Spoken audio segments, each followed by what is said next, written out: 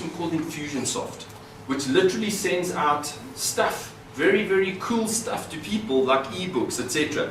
Maybe once, twice a month, I have people call me and say to me, I've been receiving your ebook for like 9 months now. I've been meaning to phone you, but I've just got this one, and will you come see me? So when do you need to be in front of your clients? When they are ready, not when you're ready. So you can't be everywhere all the time. So you need to find out. You see, this is what becoming time effective is all about. It's about finding ways to automate things that you do. So if you take time to find a way to automate something, or you find a way to create a system that makes you better, that's efficiency, right? That's time very, very well worth spending, right? And is that investing time? So you need to find ways. Believe me, setting up these systems, writing 50, how many weeks? 52. Writing 52 ebooks took time. Creating the campaign to send 52 ebooks to people took time. But now, you guys, I think you guys get some of those ebooks as well. Yeah, I think you do. So it's a really cool tool, right? But it's automated what I do. It just makes being in front of the customer all the time really simple. So you need to think about, how can I follow up? What systems, what ways, how can I automate following up, being in contact, keeping connected, right, with people? You know, maybe you need to have a look-see and if there's an organization or as an individual, go and find out stuff. What is the trends? What's happening in your market? What's changing? And it's very easy to do. I mean, you can do it with Google Alerts. You can just type various Google Alerts and it sends you stuff on all sorts of things. Very, very powerful system, and guess how much it costs? Correct.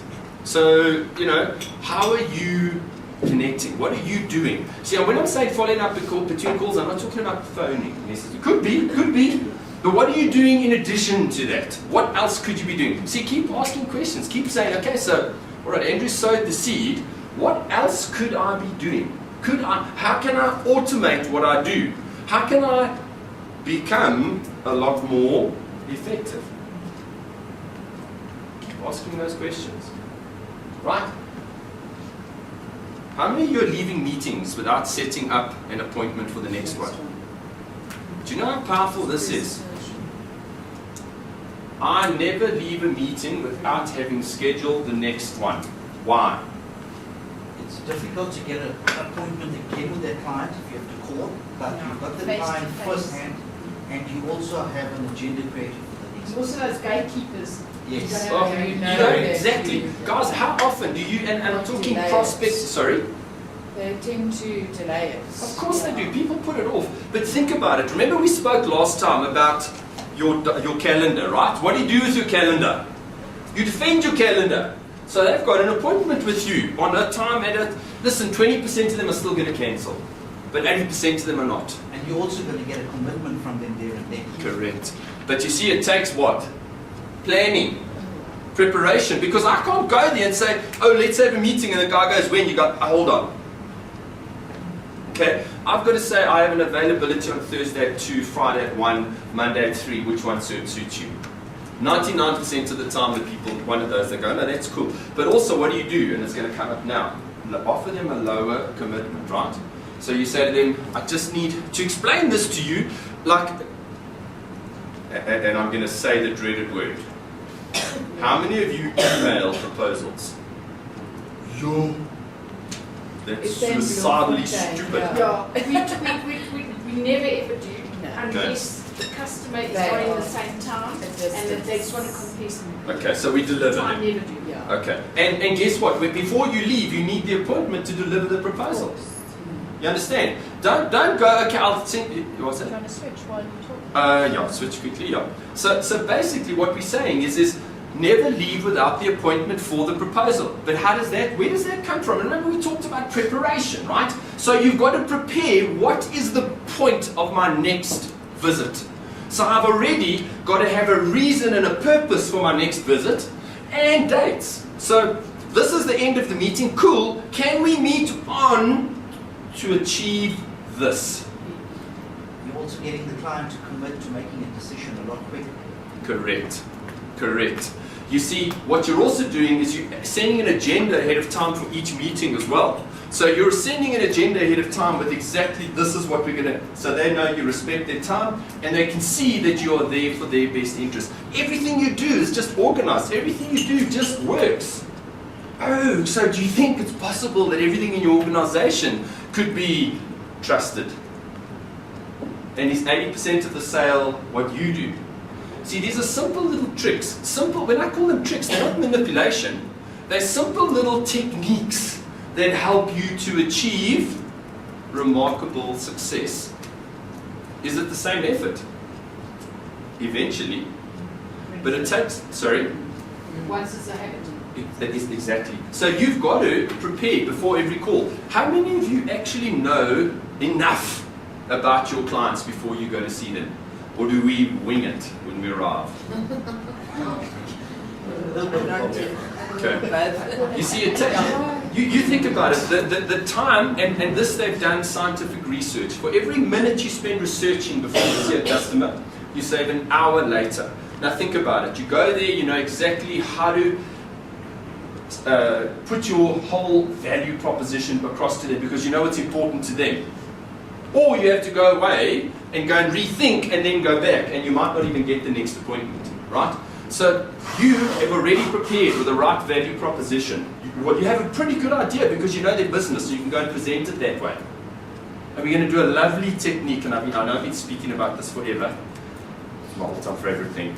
Linchpin questions. Hallelujah! We're going to do those today, okay? So we're going to look at those, but what do linchpin questions do? In the meeting, because I've already prepared, I have an idea where this is going, right? So I can prepare to ask the right questions, and all those questions are kind of doing is, I'm looking at what we do, what our benefits are, and I'm structuring questions to help you answer questions to see that we're amazing.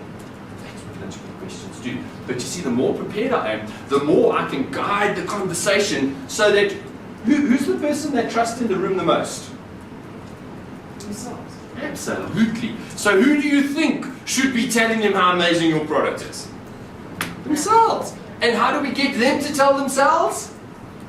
We talk, right? No! We ask the right, and may I call them, what are they? Linchpin questions, because that's exactly what linchpin questions do. Linchpin questions unlock what they need.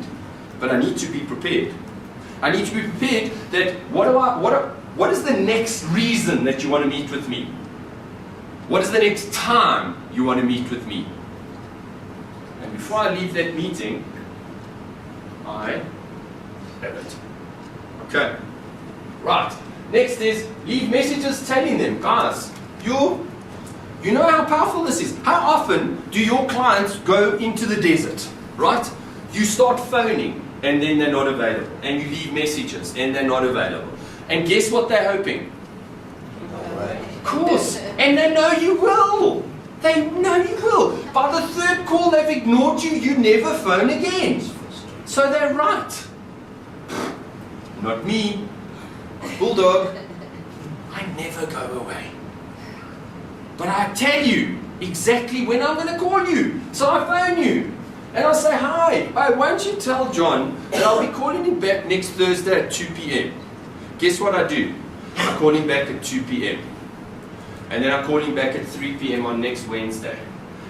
And then he answers the phone. Hi, how's it? No, and then you go into the meeting and Wayne, the one specific client, goes to me, Andrew, how many times did I... Now, this is from February. Eventually, I got the meeting in June, right? So, am I persistent? Oh, yeah, right, okay. He goes to me, how many times did I tell you that I would call you when I was ready?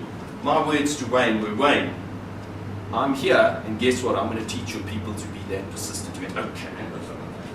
And I trained the people. Okay, so be persistent. In fact, there's a very good person, and maybe he's a little too persistent, but you know, you can always, his name's Grant Cardone, right? He is the most persistent bulldog.